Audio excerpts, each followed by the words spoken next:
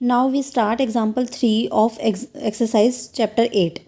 6 equal rods AB, BC, CD, DE, EF and FA are each of weight W and are freely joined so as to form a hexagon. अब हमने क्या किया है, 6 roads लिए हैं AB, BC, CD, DE, EF और FA. 6 के 6 जो रोड है उन सब का वेट उसने इक्वल दिया हुआ है. दैट मीन्स टोटल वेट कितना हो गया, 6W हो गया. और आपको पता है हेक्सागन की फॉर्म में, और सारा जो वेट होगा टोटल वेट कहाँ लाई करता है, सेंटर पे लाई करता है. तो हमने एक हेक्सागन बनाया, AB, BC, CD, DE, EF और FA. हर एक का वेट W है और हर एक का वेट उसके सेंटर पे लाई करेगा. W1, W2, W हर एक का वेट W है. टोटल वेट कितना हो गया, 6W. टोटल वेट कहाँ जाएगा, हेक्सागन के सेंटर पे, वो हमने ले लिया O. टोटल वेट 6W हो गया ना, क्योंकि 6 रोड्स है, एक रोड का वेट W है, तो टोटल रोड वेट हो गया 6W. वो जाएगा हमारे पास O पॉइंट पे.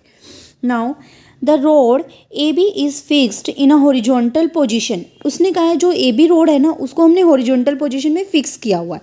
इनको डायग्राम में AB रोड हॉरिजॉन्टल डायरेक्शन में ही है और फिक्स्ड है. And the middle points of AB and DE are joined by a string. और एक तो रोड AB और एक D, दो रोड लेनी है हमने. इस हेक्सागन में से एक रोड AB है और एक DE है. हमने क्या किया है, इनको एक स्ट्रिंग से ज्वाइन किया, इनके मिड पॉइंट्स को. देखो AB का मिड पॉइंट G1 मान लिया, DE का मिड पॉइंट G4 हो गया, क्योंकि हम सीरीज में चले ना. AB का मिड पॉइंट G1, BC का G2, CD का G3, DE का G4. तो G1 और G4 को हमने क्या किया, एक स्ट्रिंग से ज्वाइन किया. अब देखो आपको पता है स्ट्रिंग के केस में क्या होता है, टेंशन अप्लाई होते हैं और टेंशन की डायरेक्शन क्या होती है, इनवर्ड. रोड के केस में क्या होता है, थ्रस्ट अप्लाई होती है और थ्रस्ट की डायरेक्शन क्या होती है, आउटवर्ड. तो हमने तो इनको स्ट्रिंग से ज्वाइन किया है G1 और G4 को, तो स्ट्रिंग की डायरेक्शन तो इनवर्ड होगी. दैट मीन्स G1 से हमारे पास G2 की तरफ अप्लाई हो, G4 की तरफ अप्लाई होगी टेंशन, और G4 से G1 की तरफ टेंशन इनवर्ड डायरेक्शन में अप्लाई होगी. नेक्स्ट प्रूफ करने के लिए उसने बोला है prove that it's tension is 3W. कि जो टोटल टेंशन आएगी हमारे पास इस स्ट्रिंग में, जो हमने G1 और G4 को ज्वाइन करके, ये G1 था हमारे पास, ये G4 है, इसको ज्वाइन करके जो हमारी टेंशन बनी है वो वैल्यू उसने हमें कहा है क्या आनी चाहिए, 3W. वो हमें प्रूव करना है. तो देखो वही मैंने आपको एक्सप्लेन सारा कर दिया. ये पूरा एक हेक्सागन है, सबका सारी रोड्स इक्वल वेट से है, सबका W टोटल वेट 6W हो गया. वो कहाँ लाई करेगा, सेंटर O पे. और टेंशन जो है किस में है, G1 से G4 हमने एक स्ट्रिंग से अटैच किया, तो उसमें क्या आ जाएगी, टेंशन आ जाएगी. AB हमारे पास फिक्स डायरेक्शन है, तो हम सारे डिस्टेंसेस मेजर करेंगे AB से. तो अब देखो ध्यान से, तो हमारे पास टोटल वर्चुअल वर्क डन कितना होगा, पहले तो ये देखो वर्चुअल वर्क डन कितना होगा. देखो एक वर्क डन तो जो टोटल वेट आया है हेक्सागन का 6W, वो हो गया. उस फोर्स को लिए जो वर्क डन होगा हमारे पास, फोर्स इनटू डिस्प्लेसमेंट हम AB से काउंट कर रहे हैं ना, और ये वाला जो 6W फोर्स है वो अप्लाई कहाँ हो रहा है, O पे.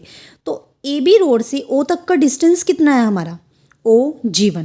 तो एक वर्क डन तो हो गया 6W इंटू में OG1, यहीं से हो गया. हम यहीं से डिस्टेंस मेजर कर रहे हैं और यहीं से फोर्स अप्लाई हो रहा है 6W, तो सेम डायरेक्शन होगी, तो ये तो रहेगा पॉजिटिव. 6W इंटू में OG1. हम स्मॉल डिस्प्लेसमेंट की बात करें तो हमने क्या लगा लिया आगे, डेल्टा. 6W इंटू में डेल्टा OG1. नेक्स्ट डिस्प्लेसमेंट कहाँ होगा, नेक्स्ट होगा हमारे पास वर्क डन इस टेंशन पे अप्लाई होगा. तो देखो टेंशन की डायरेक्शन तो है इनवर्ड, मतलब ये G4 से G1 की तरफ जा रहा है हमारे पास, अब अंदर अपोजिट डायरेक्शन में. और टेंशन आ रही है हमारे पास G1 से G4 डायरेक्शन, मतलब टेंशन तो इनवर्ड आ रही है, और जो ये हमारे पास डिस्प्लेसमेंट है वो अपोजिट डायरेक्शन में हो रहा है. तो इट मीन्स यहाँ से हम नेगेटिव लगा देंगे, -T इंटू में डिस्प्लेसमेंट G1 से G4, तो डेल्टा स्मॉल डिस्प्लेसमेंट के लिए. अब देखो OG1 को अपनी तरफ से एक्स सेलेक्ट कर लो, ठीक है. हमें OG1 की और G1 G4 की वैल्यू चाहिए. OG1 को तो हमने लेट कर लिया x, तो देखो G1 G4 क्या हो जाएगा, O मिड पॉइंट है ना इस G1 G4 का. OG1 को हमने x लेट किया है, तो पूरा G1 G4 कितना हो जाएगा, 2x. तो यहाँ से इसको सॉल्व करो, 6W डेल्टा x का डेरिवेटिव 1, और फिर उसका x का डेरिवेटिव तो 1 हो जाएगा, तो सिर्फ यहाँ से क्या रह जाएगा, 6W -T. 2x का डेरिवेटिव कितना हो जाएगा, 2. तो यहाँ से ये क्या रह जाएगा हमारे पास, सिर्फ 2 बाहर आ जाएगा. डेल्टा x के 6W डेल्टा x के साथ शिफ्ट हो गया, और 2x, क्योंकि हमें ये नहीं पता ना किसके रिस्पेक्ट में डेरिवेटिव है. 2x का डेरिवेटिव 2 तो कांस्टेंट क्वांटिटी बाहर हो जाएगा और डेल्टा x के साथ आ जाएगा. तो अब देखो यहाँ से 6W -T हमने क्या किया, डेल्टा x को कॉमन आउट कर लिया. डेल्टा एक स्मॉल सा डिस्प्लेसमेंट है, ये तो जीरो हो नहीं सकता.